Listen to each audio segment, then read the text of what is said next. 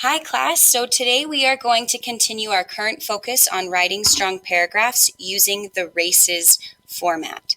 So before we get started, we're just going to quickly review some of the things that we have talked about. So far, we have written our entire paragraph, but we have some strengths and some weaknesses. So as of right now, we are really great at the first two steps of writing our paragraphs, the R and the A, which is restate and answer the question. So for example, if I give you a sentence that says, "What is your favorite color?" the very first sentence of your paragraph, you would say, "My favorite color is blue." You guys are really great at restating and answering your questions. So what we're going to focus on this week is the C and the E of our paragraphs, which is the citing, text evidence, and elaboration. Now, these two steps are the most important part of your paragraph. This is where the information is given. So this is where we want to put our main focus. The C for citing text evidence, what you need to think of is everything that you are citing in your story, that you are telling, that you found proof of. All that you're doing is supporting whatever you've answered in your first sentence. So that very first statement you make where you restate and answer, everything that you say after that is going to support what you said in that first sentence. So that's what you have to keep in mind when you're looking for evidence in your text. Does this support and prove whatever I said in that first sentence? The E with elaboration, all this piece is, I know it seems really intense and scary, but all it is you are explaining how your evidence that you picked, that you just stated in the sentence right before, you get a chance to now explain why you chose that and how it supports what you've answered in that first sentence.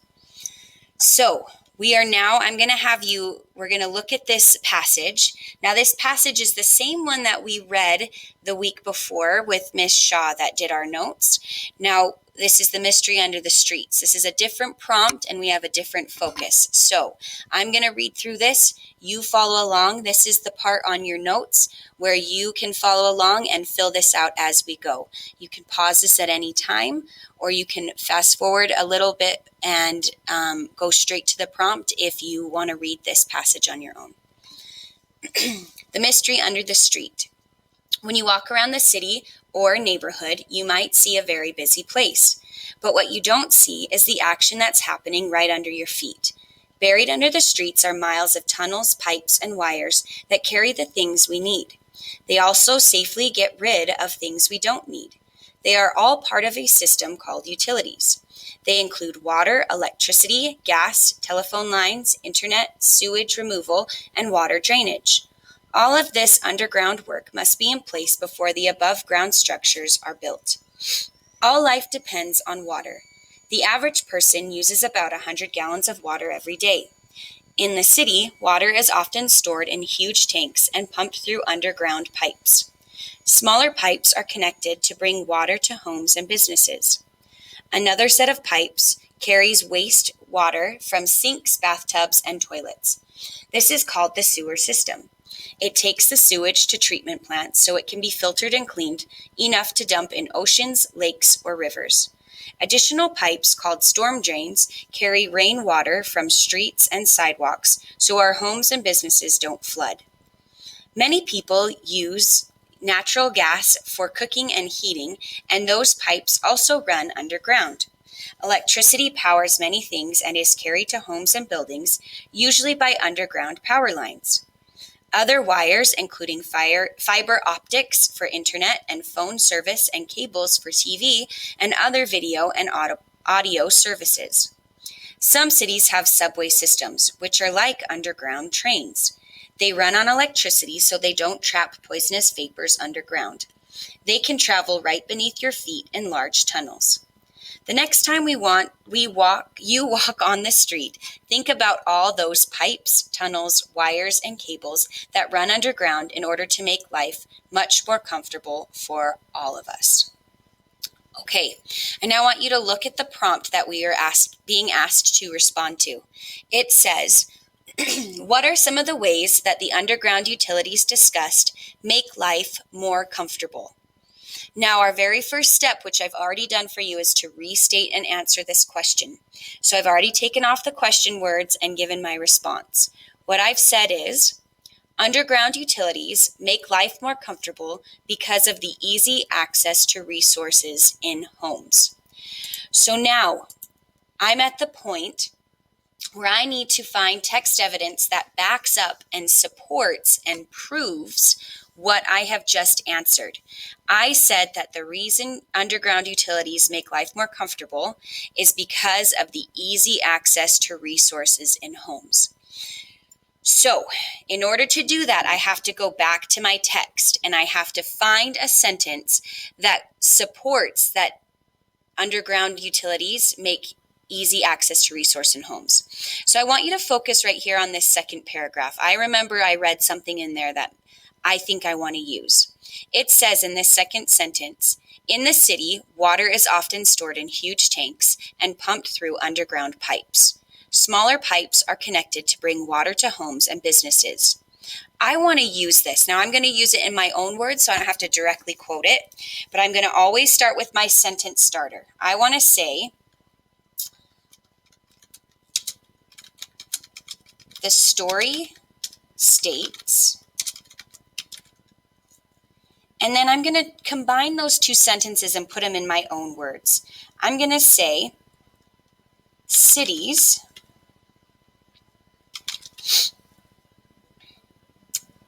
store water in huge tanks and pump water to homes through underground pipes. Okay, now right there I've done the C that I need to cover in my text. Now this is awesome and great, but it's not enough. We can't just have evidence and expect people to understand what was going on in my brain. So this is where elaboration comes in play. I now get a chance with elaboration to explain why my evidence proves and backs up that it is underground utilities make life easier because it brings access to resources in homes. So I'm going to start with my phrases that I'm used to with elaboration. Like, this means, and now I need to explain myself. The reason that I picked the evidence that cities store water in huge tanks and pump water to homes through underground pipes was that we have access to water in our houses because of these underground pipes. If they weren't there, we couldn't have access to them. So, to the water. So I'm going to word this in my own way. I'm going to say this means water is easily accessible. I got to fix my spelling there. To everyone. Ooh.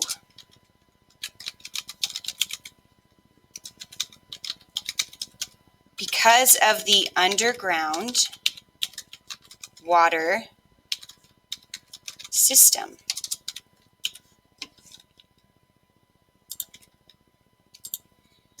I could also say, if these pipes were not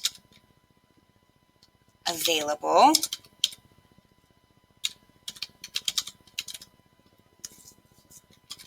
the citizens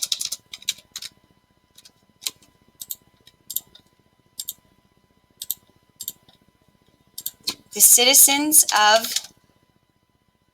the city would not be able to have access to water directly from their homes. Now, I would continue on in my paragraph. I'm not quite finished here. There are other steps that I would need to do to make it a complete paragraph. But the thing that I want you guys to focus on is I want you to notice that I gave my evidence here. I said The story states cities store water in huge tanks that pump water to homes through the underground pipes. And what this does is it makes it so, I have backed up what I stated earlier, that they're make our life more comfortable because of this proof. I'm backing myself up. Now, the elaboration here, all that does, and I want us to focus on, is it says, okay, now here's my chance to explain, why does the fact that cities store huge tanks and pumps water to homes, how does that prove that my answer I answered originally, how does that make sense? So it's just your chance to explain what you meant. I hope that this video helped and that we now have a little bit more understanding with citing evidence and elaborating. You'll now complete your assignment on citing text and elaboration.